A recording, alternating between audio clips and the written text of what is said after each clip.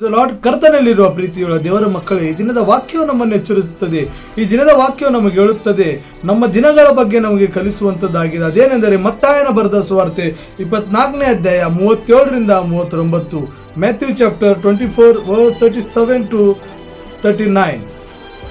ನೋಹನ ದಿವಸಗಳು ಹೇಗಿದ್ದವು ಹಾಗೆ ಮನುಷ್ಯಕುಮಾರನ ಪ್ರತ್ಯಕ್ಷತೆ ಇರುವುದು. ಹೇಗೆಂದರೆ ಜಲಪ್ರಲಯಕ್ಕೆ ಮುಂಚಿನ ದಿನಗಳಲ್ಲಿ ನೋಹನು ನಾವೆಯಲ್ಲಿ ಸೇರಿದ ದಿನದ ತನಕ ಜನರು ಉಣ್ಣುತ್ತಾ ಕುಡಿಯುತ್ತಾ ಮದುವೆ ಮಾಡಿಕೊಳ್ಳುತ್ತಾ ಮದುವೆ ಮಾಡುತ್ತಾ ಇದ್ದು, ಪ್ರಳಯದ ನೀರು ಬಂದು ಎಲ್ಲರನ್ನು ಬಡಕೊಂಡು ಹೋಗುವ ತನಕ ಏನು ತಿಳಿದೇ ಇದ್ದರಲ್ಲ, ಅದರಂತೆ ಮನುಷ್ಯಕುಮಾರನ ಪ್ರತ್ಯಕ್ಷನಾಗುವ ಕಾಲದಲ್ಲಿ ಇರುವುದು.